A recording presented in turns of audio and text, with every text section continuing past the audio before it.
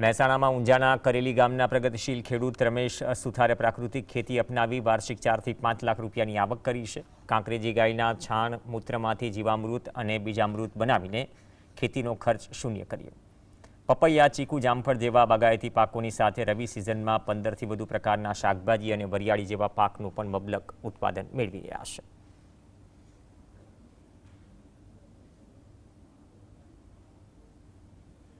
બે 2012 में प्राकृतिक कृषि में एक पालेकरनी कृषि ने मैं शिबिरों 4-5 शिबिरों भरी एम जे मिश्र कॉपिंग में जे बागबानी मॉडल में मैं शुरुआत पपैया की खेती शुरुआत करी। पपैया साथ चीकू, जामफल, केड़, ओबा, सरगवा, લીંબુ, फालसा, करमदा जेवा बागायती पाकों मैं वावेतर कर्યું અને મિક્સ ક્રોપિંગ में हळदर, आदू, सूरण, शाकभाजी, तुवर जेवा दरेक पाकों मैं वावेतरनी शरू